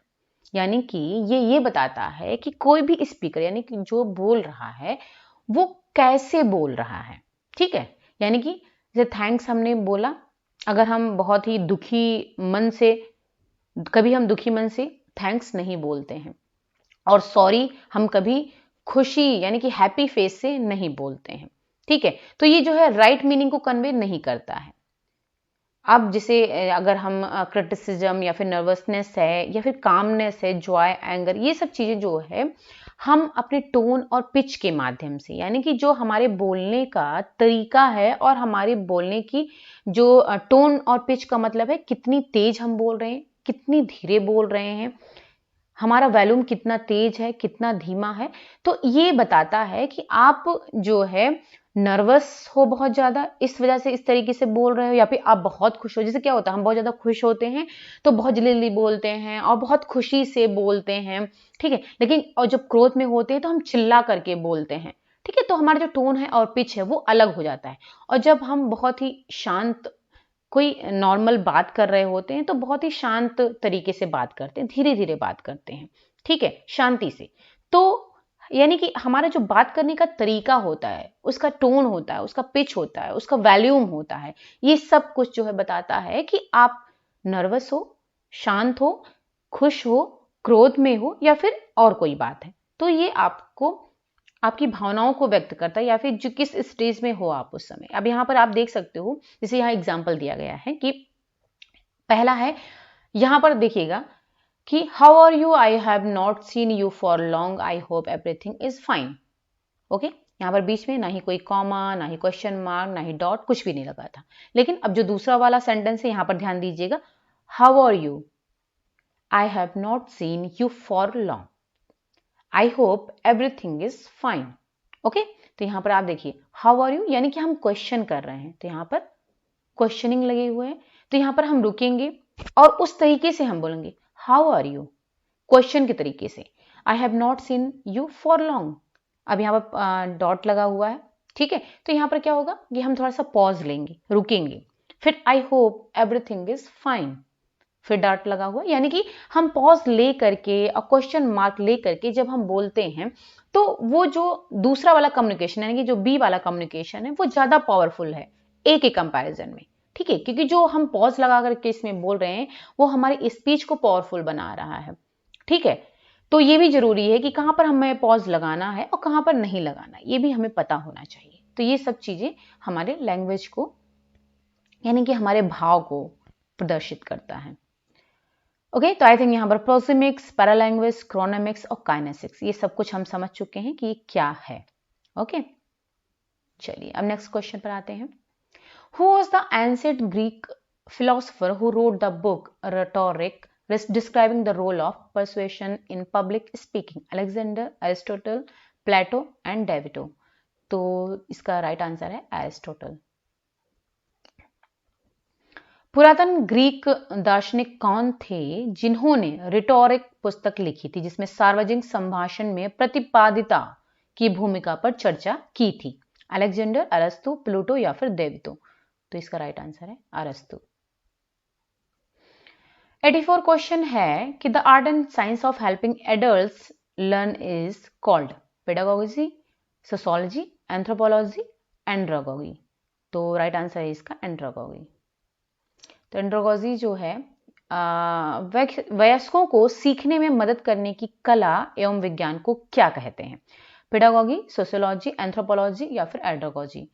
तो ये है एंड्रोगोजी। तो ये तो हमें पता चल गया। अब पेडागोजी, सोशियोलॉजी, एंथ्रोपोलॉजी, तो देखिए सोशियोलॉजी जो है वो तो आप जानते हो, समाजशास्त्र को सोशियोलॉजी बोलते हैं, यानी कि समाज का विज्ञान होता है, समाज के बारे में जानते हैं। एंथ्रोपोलॉजी और पेडागोजी, तो पेडागोजी भी हम पढ़ते हैं, यानी पेडागोजी का मतलब होता है, ये देखिए यहाँ पर बहुत सारी मीनिंग्स दी हुई है, समझ में आ जाएगा आपको। पेडागोजी का मतलब होता है ये तो शिक्षण की शैली और अभ्यास, एक शिक्षक का पेशा, शिक्षण देने या निर्देश की गतिविधियां, शिक्षण शास्त्र, शिक्षा विज्ञान, अध्यापन शास्त्र, ज्ञान की एक शाखा कह सकते हैं, या फिर एक अध्ययन जो शिक्षण के तरीकों और छात्रों के शिक्षण पर उनके प्रभाव से संबंधित होता है, जिसे कि पेडागोगी बोलते हैं। ओके। और एंथ्रोपोलॉजी, तो ये देख लेते हैं। एंथ्रोपोलॉजी का मतलब होता है the study of human beings especially of their origin, development, customs and beliefs, यानी कि मानव की जो उत्पत्ति है वो उसके विकास, प्रथाओं और विश्वासों का वैज्ञानिक अध्ययन है, जिसे कि हम ओवरऑल मनोविज्ञान कह सकते हैं। तो ये एंथ्रोपोलॉजी में ये चीजें हम डिस्कस करते हैं, ये चीजें हम पढ़ते हैं। ओके, मानव की उत्पत्ति के बारे में। ओके, तो यहाँ पर हमने डिस्कस कर लिया। सोशियोलॉजी आप जानते ही हो, इसमें कुछ हमें डिस्कस करना नहीं है। अब नेक्स्ट क्वेश्चन है, panchayati raj institutions in India are important expressions of people's participation in local self governance through domination, centralisation, decentralisation या फिर डिमोनेटाइजेशन? तो इसका जो राइट आंसर है वो है डिसेंट्रलाइजेशन। ओके, यहां पूछा जा रहा है कि भारत में पंचायती राज संस्थान स्थानीय सुशासन में जनता की भागीदारी की महत्वपूर्ण अभिव्यक्ति किसके माध्यम से करती है? प्रभुत्व के माध्यम से, केंद्रीकरण, विकेंद्रीकरण या फिर विमुद्रीकरण? तो इसका राइट आंसर है विकेंद्रीकरण। तो जो हमारी पंचायती राज व्यवस्था है वो पूरी तरीके से विकेंद्रीकरण यानी कि डिसेंट्रलाइजेशन पर आधारित है। ओके, इसके बारे में हम फिलहाल अगर आप चाहोगे तो इसको हम अलग से इसके बारे में डिस्कस करेंगे डिटेल में कि पंचायती राज जो व्यवस्था है वो क्या है और कब स्टैब्लिश हुई, कैसे स्टैब्लिश हुई, ठीक है, और इनमें किन किन समितियों का और किन किन लोगों का योगदान है वो हम अलग से डिस्कस करेंगे। चलिए नेक्स्ट क्वेश्चन पर आते हैं। विच of the following scale represents the least powerful and lowest level of measurement? Ordinal, interval, nominal या फिर रेशियो? तो इसका राइट आंसर है नॉमिनल स्केल। निम्नलिखित में से कौन सा पैमाना माप के न्यूनतम स्तर एवं अल्पतम प्रभाव को दर्शाता है? ऑर्डिनल है, इंटरवल, नॉमिनल या फिर रेशियो है? तो इसका जो राइट आंसर है वो है नॉमिनल स्केल। इसको हम पहले भी डिस्कस कर चुके हैं। ये लेवल ऑफ मेजरमेंट जो है, 4 लेवल्स ऑफ मेजरमेंट होते हैं, ठीक है, 4 लेवल्स इसको बोलते हैं levels of measurement. 4 levels of measurement होते हैं। तो यहाँ पर आप देख सकते हो नॉमिनल स्केल होती है, ऑर्डिनल होती है, इंटरवल होती है और रेशियो स्केल होती है, ठीक है। नॉमिनल जो होती है वो सबसे निम्न स्तर की होती है, यानी कि नॉमिनल स्केल तभी यूज की जाती है अगर हमें मान लो किसी भी रिसर्च में हमें सिर्फ नेम के बारे में अगर मेजरमेंट करना है, ठीक है, यानी कि कैटेगरी आप कह सकते हो। नेम का मतलब है जैसे कि आई कलर यहाँ पर दिया गया है, ये बेस्ट एग्जांपल है। आई कलर है तो किसी आई कलर कैसा है, जैसे हम क्वेश्चन रखते हैं ना कि ऑब्जेक्टिव मल्टीपल चॉइस क्वेश्चन रखते हैं, तो उसमें क्या है, जैसे हमने आई कलर ऑप्शन है कि आई कलर कौन सा है किसी भी व्यक्ति का या फिर पॉपुलेशन का जिस पर हम रिसर्च कर रहे हैं। तो आई कलर में अब ब्लैक हो सकता है, ब्राउन हो सकता है, ठीक है, या फिर ब्लू हो सकता है। तो स्पेशली जो नॉमिनल में होता है, नॉमिनल का मतलब ना, इसके नाम से ही पता चल रहा है, नॉमिनल का मतलब नेम, ठीक है, यानी कि सिर्फ जो नाम को इंडिकेट करता है। ऑर्डिनल का मतलब होता है यहाँ पर लेवल ऑफ सेटिस्फैक्शन, यानी कि ऑर्डर में, ऑर्डिनल का मतलब है ऑर्डर में, यानी जो कैटेगराइज्ड है, नाम तो होगा ही होगा इंक्लूड उसमें, यानी कि नेम्ड तो उसमें होंगे ही, उसके साथ में उसका कैटेगराइजेशन भी होगा, यानी कि नेचुरल ऑर्डर ये भी इसमें इंक्लूड होगा। यानी कि जैसे अब सेटिस्फैक्शन की ही हम बात करते हैं तो हाईली सेटिस्फाइड है, लो सेटिस्फाइड है, मीडियम सेटिस्फाइड है, ठीक है, किस तरीके से हाई, लो, मीडियम। तो ये चीज जो है, जो एक ऑर्डर होता है जिसे अब हमारा इकोनॉमिक स्टेटस ही होता है, हायर इनकम ग्रुप होता है, मीडियम इनकम ग्रुप होता है, मिडिल इनकम ग्रुप और लो इनकम ग्रुप होता है। तो ये एक ऑर्डर में होता है ना, तो इसी को बोलते हैं ऑर्डिनल स्केल। इसको मेजरमेंट के लिए हम ऑर्डिनल स्केल का यूज करते हैं। और इंटरवल में क्या होता है, इसमें नाम भी होता है, ऑर्डर भी होता है, इसके साथ साथ में इक्वल इंटरवल्स भी होते हैं। जो वेरिएबल्स हम लेते हैं उनके बीच में इंटरवल यानी कि डिफरेंस भी हम देखते हैं।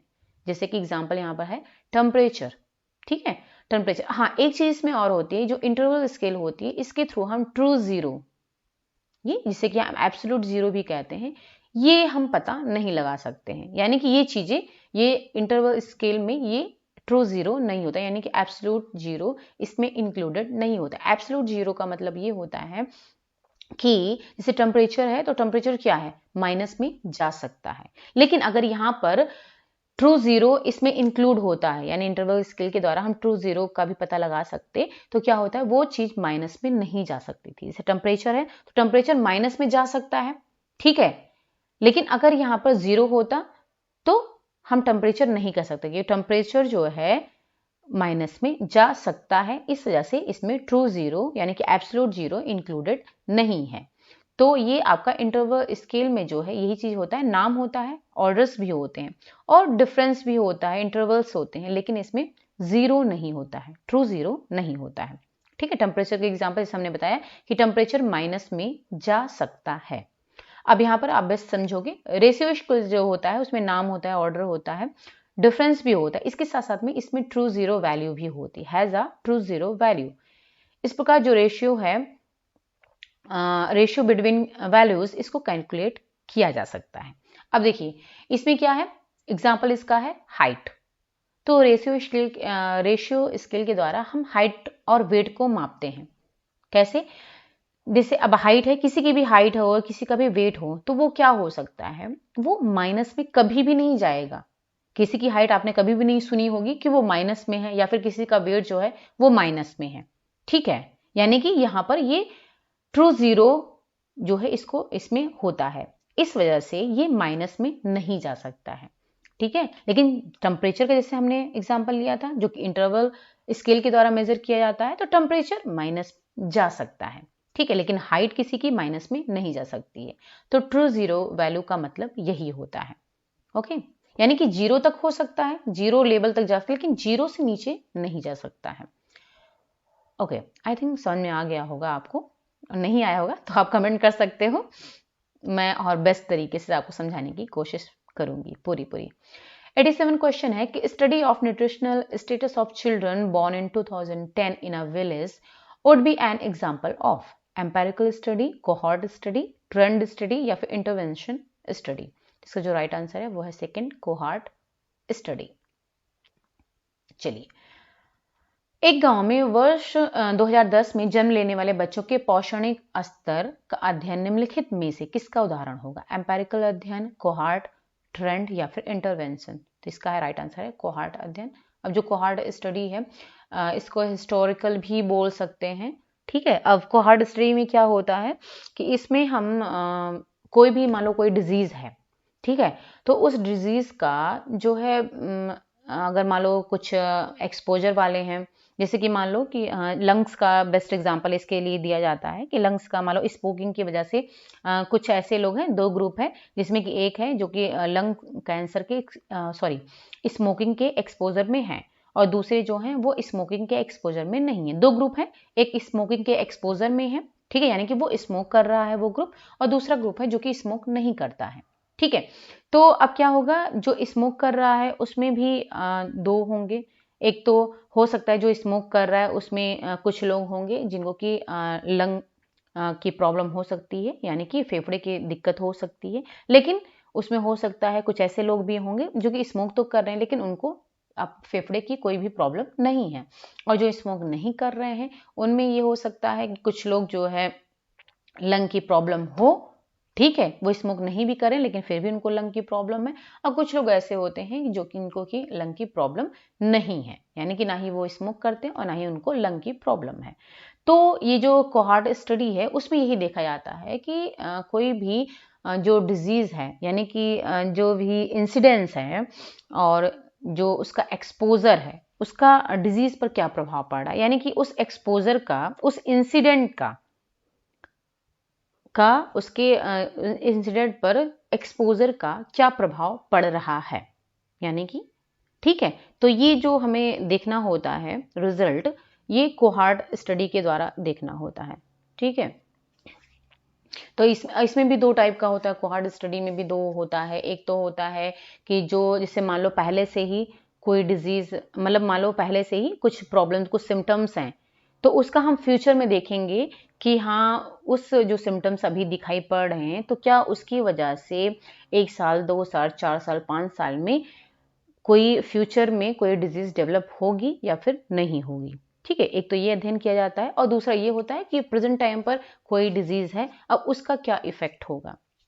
तो इस तरीके से कोहार्ट स्टडी की जाती है। चलिए, फिर है sampling error associated with random sampling can be determined by the following formula where s sample standard deviation और एन सैंपल साइज। तो इसका जो राइट आंसर है वो है first S by root n minus 1। Okay. यादृच्छिक नमूने से जुड़ी नमूना त्रुटियों का निर्धारण निम्नलिखित सूत्रों में से किसके द्वारा किया जा सकता है, जहां S नमूना मानक विलोपन है और n जो है नमूना साइज है। तो इसका जो राइट आंसर है वो है S by root n minus 1। ये फॉर्मूला है। Which of the following test is most suitable for studying association between income level of mothers and their buying practices for infant wear? T test, chi-square test, ANOVA या फिर Pearson's R। तो इसका जो right answer है वो है chi-square test. निम्नलिखित में से सर्वाधिक उपयुक्त जांच कौन सी है जो माताओं की आय के स्तर एवं शिशुओं के कपड़े खरीदने के तरीकों के बीच के संबंध के अध्ययन के लिए है? T test, chi square, ANOVA या फिर पियर्सन सार। तो इसका जो राइट आंसर है वो है काई स्क्वायर टेस्ट, यानी कि जो काई स्क्वायर टेस्ट का यूज किया जाता है वो हमेशा, ध्यान रखिएगा, काई स्क्वायर टेस्ट का यूज जो है हमेशा किया जाता है एसोसिएशन देखने के लिए, यानी कि संबंध देखने के लिए काई स्क्वायर टेस्ट का यूज किया जाता है। और टी टेस्ट का जो यूज होता है ये लेवल ऑफ सिग्निफिकेंस देखने के लिए होता है, और इसमें भी एक टी टेस्ट होता है, एक जेड टेस्ट होता है। तो जो आपका टी टेस्ट होता है, तो अगर जो आपका सैंपल साइज है वो 30 से कम है, ठीक है, अगर सैंपल साइज हमारा वो 30 से कम होता है तो फिर जो है हम टी टेस्ट यूज करते हैं। लेकिन अगर हमारा जो सैंपल साइज है वो जो है 30 से ज्यादा होता है तो फिर हम उसमें यूज करते हैं क्या बोलते हैं, जेड टेस्ट का यूज करते हैं, ठीक है। तो ये होता है हमारा टी टेस्ट और जेड टेस्ट। चलिए, और एनोवा जो है वो तो एनालिसिस ऑफ वेरिएंस के लिए यूज किया जाता है।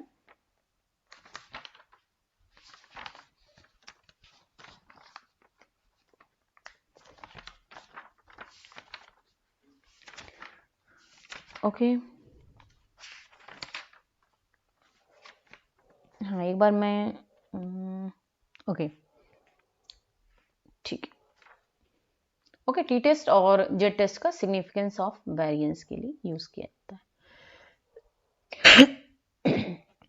फिर नेक्स्ट क्वेश्चन पे आते हैं। Sorry, which of the following is not an advantage of fixed response question in questionnaires? First is facilitate completion of the questionnaire, easy to score and code, useful where there is little or no information about the sample, no writing is required by respondents। तो इसका जो right answer है वो है तीसरा, useful where there is little or no information about the sample। Okay, यहाँ पर not पूछा है, ध्यान दीजिएगा, इज नॉट एन एडवांटेज। निम्नलिखित में से कौन सा तथ्य प्रश्नावली में नियत प्रतिक्रिया वाले प्रश्नों का लाभ नहीं है? ओके, प्रश्नावली का पूरा करने में मदद देना, कोड एवं स्कोर में सरलता उपयोगी जहां सैंपल के बारे में कुछ भी जानकारी ना हो अथवा बहुत कम हो, या फिर उत्तर देने वाले के लिए लिखना जरूरी ना हो। तो ये सब तो लाभ होता है, प्रश्नावली पूरा करने में मदद होती है, कोड स्कोर में भी मदद होती है कोडिंग में, और उत्तर देने वाले को लिखने की जरूरत नहीं पड़ती है प्रश्नावली में। लेकिन ये तीसरा वाला जो है इसका ये नहीं होगा, ठीक है, क्योंकि सैंपल के बारे में जानकारी तो बहुत जरूरी है, बिना जानकारी के कि आप क्वेश्चन नायर भरोगे कैसे, ठीक है। फिर आता है antimicrobial properties can be attributed to the following spices, asafoetida, aniseed, mace, turmeric या फिर क्लोव। ठीक है, तो इसका जो आंसर है वो नहीं दिया गया है, जो आपके आंसर की में था उसका आंसर नहीं दिया गया है। तो इसका मतलब ये है कि कई सारे ऐसे क्वेश्चंस हैं जिसमें आंसर नहीं दिया गया है, तो इसमें जिसने जो भी ऑप्शन लगाया है पहला, दूसरा, तीसरा, चौथा, वो सबका सही, क्योंकि ये कंफ्यूजिंग क्वेश्चन है। ठीक है, क्योंकि यहाँ पर एंटी माइक्रोबियल प्रॉपर्टी के बारे में पूछा गया है। हिंदी में भी देख लेते हैं फिर डिस्कस करते हैं। जीवाणुरोधी गुण निम्नलिखित किन मसालों में होते हैं? हींग, सौंफ, जावित्री, हल्दी या फिर लौंग। तो इसका राइट आंसर नहीं दिया गया है। तो इसका मतलब ये है कि जो जीवाणुरोधी गुण होते हैं, एंटीमाइक्रोबियल प्रॉपर्टी होती है, वो लगभग लगभग सब में होती है। ठीक है, यानी कि जो है हींग में भी होती है, सौंफ में भी देखिए, जावित्री में भी, हल्दी में भी, लौंग में भी, तो लगभग लगभग सब में जो है एंटीमाइक्रोबियल प्रॉपर्टी होती है। तो यहाँ पर जो इन्होंने ऑप्शन दिया है तो वो सही ऑप्शन नहीं है, इस वजह से इसको जिसने कोई भी ऑप्शन लगाया है उसका सही कर दिया गया है क्वेश्चन।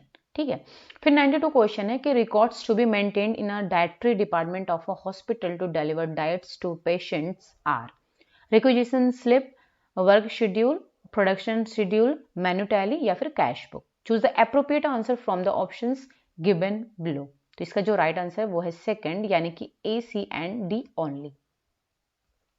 हिंदी में देखते हैं।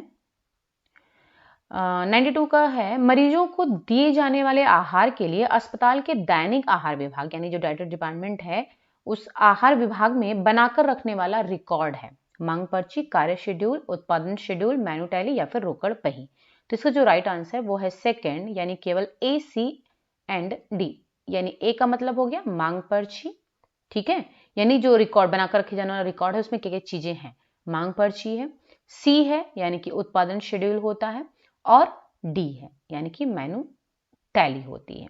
Okay, A, C and D, इतनी चीजें होती हैं रिकॉर्ड्स में। फिर आता है 93 क्वेश्चन है कि adequate zinc is needed for cellular growth, immune function, blood clotting, reproduction, muscle contraction. तो choose the appropriate answer from the options given below. इसमें भी आंसर नहीं दिया गया, यानी कि इसमें भी जिसने कोई भी ऑप्शन लगाया था उसका सही कर दिया गया है। पर्याप्त जिंक की उनके लिए आवश्यकता होती, किनके लिए? कोशिकीय वृद्धि के लिए, प्रतिरक्षित कार्य के लिए, खून का थक्का जमाने के लिए, प्रजनन कार्य के लिए या फिर मांसपेशियों में संकुचन के लिए। चूंकि इसमें कोई भी ऑप्शन नहीं दिया गया है तो इसलिए, क्योंकि ये कंफ्यूजिंग क्वेश्चन है, क्योंकि जिंक की जो आवश्यकता होती है तो ये सेलुलर ग्रोथ के लिए भी जरूरी है, प्रतिरक्षित कार्य यानी कि इम्यून फंक्शन के लिए भी जरूरी होता है, ब्लड क्लॉटिंग के लिए भी जरूरी है क्योंकि वोंड हीलिंग में ये मदद करता है जिंक, और प्रजनन काल में भी इंपॉर्टेंट होता है, रिप्रोडक्शन में भी जिंक बहुत मदद करता है। क्योंकि मांसपेशियों में संकुचन में इसमें ज्यादा जिंक का रोल नहीं देखा गया है, लेकिन जो ए, बी, सी और डी, ये चारों ऑप्शन है, ये चारों जो है पर्याप्त जिंक इनके लिए जरूरी होता है। ओके, इस वजह से इनके जो है आंसर नहीं दिए गए हैं। फिर है emerging lipid risk factor for CVD are elevated lipoprotein, low apolipoprotein A1, impaired glucose level, high total cholesterol SDL cholesterol ratio या फिर इन्फ्लेमेटरी मार्कर्स। तो इसका जो राइट आंसर है वो है फोर्थ, यानी कि ए, बी एंड डी ओनली दिया गया है। ए एलिवेटेड लाइपोप्रोटीन, ओके, बी लो अपोलियोप्रोटीन A1 और डी है high total cholesterol SDL cholesterol ratio. Okay, CVD के लिए पनपते लिपिड जोखिम कारक हैं, तो इसका जो राइट आंसर था वो आपका फोर्थ था, ए, बी एंड डी, यानी कि बड़ा हुआ लाइपोप्रोटीन, यानी कि लिपिड रिस्क जो हो सकता है सीवीडी के लिए अगर लाइपोप्रोटीन बढ़ जाए तो उसकी वजह से हो सकता है, या अपोलियोप्रोटीन ये कम हो जाए, और या फिर जो टोटल कोलेस्ट्रॉल है, ठीक है, हायर जो टोटल कोलेस्ट्रॉल और एसडीएल कोलेस्ट्रॉल का जो रेशियो है, अनुपात है, अगर वो ज़्यादा हो जाए तो ये सीवीडी की प्रॉब्लम्स आ सकती है। फिर है 95 क्वेश्चन के विच of the following pockets come under the category of slashed pocket, ठीक है, कंगारू, वेल्ट, फ्लैप या फिर बाउंड। तो इसका जो राइट आंसर है वो है पहला, B, C and D only, यानी कि वेल्ट है, फ्लैप है और बाउंड है, ये तीनों आपके स्लैश्ड पॉकेट के अंदर में आते हैं। अभी मैं इसका पिक्चर आपको दिखा दूंगी तो आपको क्लियर हो जाएगा कि ये पॉकेट्स क्या होते हैं, किस टाइप के होते हैं। निम्नलिखित में से कौन सी जेबें स्लैश जेबों के वर्ग में आती हैं? ओके, कंगारू, बेल्ट, फ्लैप या फिर बाउंड। तो इसका जो राइट आंसर था वो था आपका बी, सी और डी, यानी कि बी, सी, डी, पहला ऑप्शन, बेल्ट, फ्लैप और बाउंड। चलिए इसका पिक्चर हम दिखा देते हैं, आपको क्लियर हो जाएगा। जो स्लैश्ड पॉकेट यहाँ पर नाम दिया गया, स्लैश्ड पॉकेट का मतलब है जो कि बाहर से उनकी ओपनिंग दिखाई पड़ती है, लेकिन जो जेब होती है वो अंदर साइड में होती है। ठीक है, तो अभी यहाँ पर भी पिक्चर दिखाती हूँ, आपको समझ में आ जाएगा। ये है स्लैश पॉकेट, स्लैश पॉकेट, इसके अंदर कई सारे पॉकेट आ जाते हैं। तो इस तरीके से आप देख रहे हो, जैसे जेब ये पैंट में जो है ऊपर की साइड में जेब दिख रही है, लेकिन जो कपड़ा लगा होगा जेब का वो अंदर होता है पूरा। ठीक है, और अंदर अलग से कपड़ा लगाया जाता है जेब के लिए, तो ये होता है। और ये फ्लैप पॉकेट है। फ्लैप पॉकेट में क्या होता है, यानी कि आप देख सकते हो इसमें भी क्या है, ये जेब जैसे कि वो पैच वाले जेब बनते हैं ना, तो लेकिन फिलहाल यहाँ पर पैच जेब नहीं है। ये कोट में अक्सर इस तरीके की जेब होती है। जेब ये अंदर की साइड में है, लेकिन ऊपर से फ्लैप एक बना हुआ है कपड़े का, देख रहे हो आप, ये जो बना हुआ है इसी को फ्लैप बोलते हैं। इसको कवर करने के लिए जेब की ओपनिंग को, इसको फ्लैप पॉकेट बोलते हैं। इसमें भी जो कपड़ा होता है जेब का वो अंदर लगा होता है। ठीक है, और बाउंड और डबल वेल्ट पॉकेट, तो जो बाउंड पॉकेट होता है उसे वेल्ट पॉकेट भी बोलते हैं, सॉरी डबल वेल्ट पॉकेट भी कहते हैं। ठीक है, तो जो वेल्ट पॉकेट होता है, जैसे इसमें डबल वेल्ट लगा हुआ है, तो आपने देखा होगा कि अक्सर क्या होता है कि कोट वगैरह में भी होता है, चाहे लेडीज हो चाहे जेंट्स हो, तो उसमें क्या होता है हल्का सा ऊपर ऐसे एक सिंगल ऐसे एक कपड़ा लगा होता है और अंदर साइड में जेब होता है, उसको सिंगल वेल्ट पॉकेट बोलते हैं। और जिसमें से डबल जेब का ऐसे बना होता है, डबल वेल्ट बना होता है, उसको डबल वेल्ट पॉकेट या फिर बाउंड बोलते हैं। इसमें भी क्या होता है, जो जेब का कपड़ा होता है वो अंदर साइड में होता है। ठीक है, तो इस तरीके से जो बाउंड है, बेल्ट है और क्या बोलते हैं फ्लैप है, ये सारे के सारे आपके स्लैश पॉकेट में आते हैं। लेकिन जो कंगारू है वो इसमें नहीं आता है। अब यहाँ पर देख सकते हो आप, कंगारू पॉकेट ये होता है, इस तरीके का जेब होता है। तो इसमें क्या है, ये बाहर की साइड में ओपनिंग जो है, और यहाँ पर अंदर अलग से कोई जेब के लिए अंदर से कपड़ा नहीं लगा हुआ है, बल्कि ये जो कपड़ा है, ठीक है, उसी में ऊपर से जेब लगा दी गई है। ठीक है, और कट कर दिया गया है। अभी जो कंगारू पॉकेट है वो ज्यादातर आपको हुडीज में मिल जाएगा। हुडीज जो हम लोग पहनते हैं, चाहे लेडीज हो चाहे जेंट्स हो, उसमें इस तरीके के पॉकेट होते हैं, उसको कंगारू पॉकेट बोलते हैं। ओके, आई थिंक आपको क्लियर हो गया होगा। ये कंगारू पॉकेट है वो इस वजह से स्लैश्ड पॉकेट में नहीं आता है, क्योंकि उसमें जो है अंदर से जेब नहीं लगी होती, जबकि वेल्ट, फ्लैप और बाउंड में इन सब में क्या होता है, ओपनिंग बाहर होती है, लेकिन जो कपड़ा होता है जेब का वो अंदर साइड में लगा होता है। ओके, और ये जो स्लैश्ड पॉकेट होती हैं उन्हें सेट इन पॉकेट भी बोलते हैं, सेट इन, क्योंकि अंदर कपड़े लगे होते हैं। फिर 96 क्वेश्चन है, which of the following are distinct style in Kathiawar embroidery, Moti Bharat, Sindhi तरोपा, अबला भारत या फिर चलाक टिकी। चलाक टिकी, झाक टिकी, चलाक टिकी, ये हम पहले, इसके पहले जो वीडियो हमने शेयर किया था उसमें हम डिस्कस कर चुके हैं। ठीक है, तो इसका राइट आंसर सेकंड है, यानी कि ए, बी एंड सी ओनली। अब इसे पूछा गया चूज द करेक्ट आंसर, यानी कौन सा जो है इसमें distinct style in Kathiawar embroidery है, तो वो है ए, बी एंड सी, यानी कि मोती भारत है, सिंधी तरोपा है और अबला भारत है। चलाक टिकी ये इसमें नहीं आता है। ओके, चलिए हिंदी में देख लो। 96 क्वेश्चन है कि काठियावाड़ी कढ़ाई में निम्नलिखित में से कौन सी विशेष किस्में पाई जाती हैं, मोती भारत, सिंधी तरोपा, अबला भारत, चलाक टिकी। तो ये था इसमें ए, बी, सी, ये वाला ऑप्शन सही था। ठीक है, यानी कि इसमें मोती भारत, सिंधी तरोपा और अबला भारत, ये जो है आपकी काठियावाड़ी कढ़ाई में पाई जाती हैं।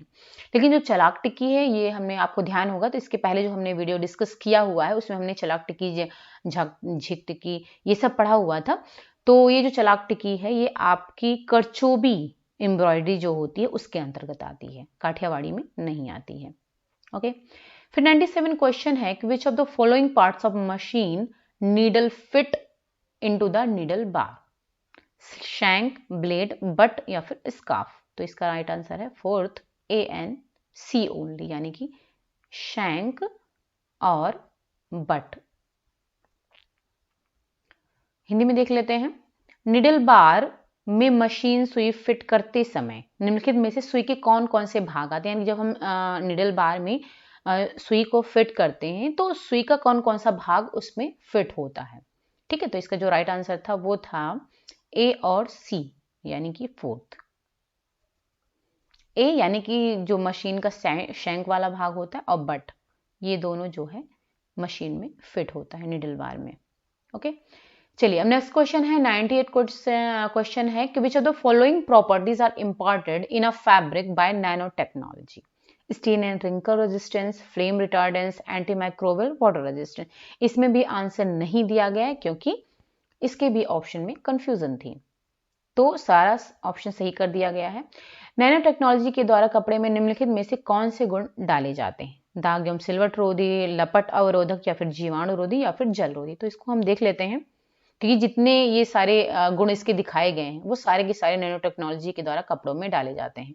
तो यहाँ पर आप इस पिक्चर में देख सकते हो, वाटर रेपेलेंस, ठीक है, एंटीस्टैटिक प्रॉपर्टी भी होती है, रिंकल रेजिस्टेंट, स्ट्रेंथ एनहांसमेंट होता है, एंटी बैक्टीरियल या फिर ऑर्डर कंट्रोल भी है, कंप्यूटिंग भी है, यूवी ब्लॉकिंग भी होती है, सेंसर्स भी होते हैं, और ऑप्टिकल डिस्प्ले भी होता है।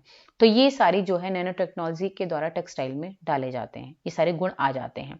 दूसरा पिक्चर भी आपको हम दिखाते हैं, एक और पिक्चर है, यहाँ पर भी आप देख सकते हो हाइड्रोफोबिक प्रॉपर्टी, ठीक है, यानी कि वाटर रेपेलेंट जिसे हम कह सकते हैं। एंटीस्टैटिक प्रॉपर्टी देख सकते हो, रिंकल रेजिस्टेंस होता है, यूवी ब्लॉकिंग एबिलिटी भी आ जाती है कपड़े में, एंटी बैक्टीरियल प्रॉपर्टी होती ही होती है, ऑप्टिकल डिस्प्ले एंड सेंसर्स भी होते हैं। तो ये जो है जब हम नैनो टेक्नोलॉजी यूज करते हैं, अप्लाई करते हैं टेक्सटाइल में, तो ये सारी प्रॉपर्टी यानी ये सारे गुण जो है कपड़ों में आ जाते हैं। तो इस तरीके से इसमें सारी चीजें, सिल्वर रोधी भी हो गया, ठीक है, रिंकल रेजिस्टेंस हो गया, फ्लैट मतलब यानी कि फ्लेम रिटार्डेंट भी होता है, और जीवाणु रोधी, जल रोधी, ये सारे के सारे पॉइंट्स जो हैं आपके नैनो टेक्नोलॉजी के द्वारा, यानी कि सारे के सारे ऑप्शन हमारे सही हैं। इस वजह से यहाँ पर जिसने भी कोई भी ऑप्शन लगाया उसका सही है, क्योंकि सारे के सारे गुण होते हैं।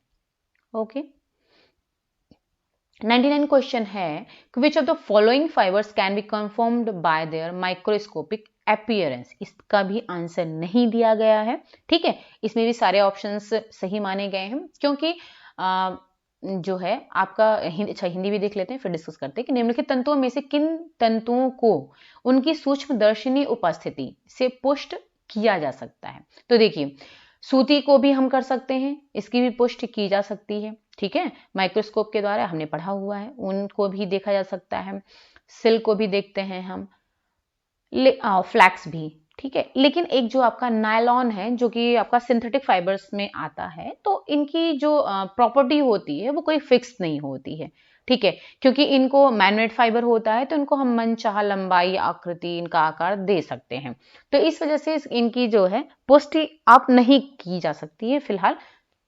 तो लेकिन जो जितने भी नेचुरल फाइबर्स होते हैं उनकी पुष्टि की जा सकती है, तो इसमें सूती, ऊनी और सिल्क और फ्लैक्स ये सारे के सारे हैं, तो इस वजह से इसका जो है ऑप्शन सारे के सारे सही कर दिए गए हैं। ओके, इनमें से कोई भी ऑप्शन इसका सही नहीं है। अब 100 क्वेश्चन है, ये लास्ट है, यहीं तक हम डिस्कस करेंगे, इसके बाद में नेक्स्ट जो है वीडियो में हम डिस्कस करेंगे 101 क्वेश्चन से। What are the objectives of consumer movement from among the options given below? Product safety, price cut, solution to consumer problems, providing consumer information, या फिर फॉर्मुलेशन ऑफ रूल्स। अब यहां पूछा गया ऑब्जेक्टिव ऑफ कंज्यूमर मूवमेंट, तो दूसरा है इसमें, यानी कि ए, सी एंड डी ओनली। ए यानी कि प्रोडक्ट सेफ्टी के बारे में इसका उद्देश्य होता है, सी है solution to consumer problems, okay right है, और डी है प्रोवाइडिंग कंज्यूमर इंफॉर्मेशन, ठीक है। ये तीनों चीजें जो है कंज्यूमर मूवमेंट के ऑब्जेक्टिव्स होते हैं। दिए गए निम्नलिखित विकल्पों में से उपभोक्ता आंदोलन के कौन से उद्देश्य हैं? तो इसका जो राइट आंसर था वो था हमारा कौन सा, ए, सी और डी था, ठीक है, यानी कि उत्पाद सुरक्षा था, ओके। इसी इसका उद्देश्य ये होता है उपभोक्ता की समस्याओं का समाधान करना, ये भी होता है उपभोक्ता सूचना उपलब्ध कराना होता है, ठीक है। अब चूंकि नियमों को बनाना, तो उपभोक्ता तो नियम को बनाता नहीं, गवर्नमेंट के द्वारा बनाया जाता है, जो कंज्यूमर फोरम है उनके द्वारा बनाए जाते हैं, और जो मूल्य में कमी है वो भी ये आंदोलन का उद्देश्य नहीं होता है, ठीक है, क्योंकि जो कंज्यूमर प्रोटेक्शन एक्ट है जो कि 1986 में आया था, ठीक है, उसके ये उद्देश्य हैं, उसके द्वारा जो मूवमेंट चलाए जाते हैं उनके ये उद्देश्य हैं, और ये जो है रिवाइज भी हुआ है कंज्यूमर प्रोटेक्शन एक्ट। इसको हम पहले भी जो प्रीवियस वीडियोस हमने डिस्कस किए थे तो उसमें हम इसको डिस्कस कर चुके हैं। जो कंज्यूमर प्रोटेक्शन एक्ट है ये 1986 में आया था। उसके बाद में अभी 2019 यानी कि 2019 में कंज्यूमर प्रोटेक्शन एक्ट 2019 में इसको रिवाइज किया गया है, इसमें संशोधन किया गया और कई सारे जो है चेंजेस इसमें हुए हैं। ठीक है, ओके चलिए, तो फिर यहाँ पर हमारा ये क्वेश्चन समाप्त होता है। अब इसके बाद में जो नेक्स्ट क्वेश्चन है 101 क्वेश्चन, यहाँ से हम जो है नेक्स्ट वीडियो में डिस्कस करेंगे। ओके, तो इसी तरीके से आप हमारे वीडियोस को देखते रहो, लाइक करते रहो और जो अभी नए हैं वो सब्सक्राइब जरूर करें। ठीक है, हमारी पूरी कोशिश रहती है कि हम ज़्यादा से ज़्यादा जो नॉलेज है, जो भी इंफॉर्मेशन है आपके साथ में शेयर कर सकें। और कोशिश हमारी ये रहती है कि हम जो ऑप्शंस हैं वो सारे के सारे डिस्कस करते हुए चलें, जिससे कि आपको एक क्वेश्चन में चार चार ऑप्शंस होते हैं। अगर हम चारों ऑप्शन को डिस्कस करते हुए चलते हैं तो क्या होता है, एक क्वेश्चन से आपको चार क्वेश्चन निकल करके आते हैं, यानी एक ही क्वेश्चन में कई सारे क्वेश्चंस बन सकते हैं। अब जो है और इन्हीं में से घुमा फिरा कर क्वेश्चन हमारे एग्जाम में पूछे जाते हैं। तो इस वजह से हम सारे डिस्कस करते हुए चलते हैं। इस वजह से हमारा ये हम एक साथ में कई सारे क्वेश्चन डिस्कस नहीं कर पाते हैं। ओके, क्योंकि हम सारे ऑप्शंस लेकर के चलते हैं। तो ये आप लोगों के फिजिबिलिटी के हिसाब से ही हम ऐसा कर रहे हैं। ओके, चलिए फिर अगर पसंद आए जो भी हम यहाँ पर समझाने हमने कोशिश की है, इंफॉर्मेशन देने की कोशिश की है, अगर आपको अच्छा लगा हो, समझ में आया हो, ठीक है, देन आप जो है हमें कमेंट करके बता सकते हो और जो है लाइक ज़रूर कर देना अगर पसंद आया है तो, और अगर नए हैं तो सब्सक्राइब ज़रूर कर दीजिएगा। Okay, thank you so much. फिर मिलते हैं नेक्स्ट वीडियो में। Bye bye and take care.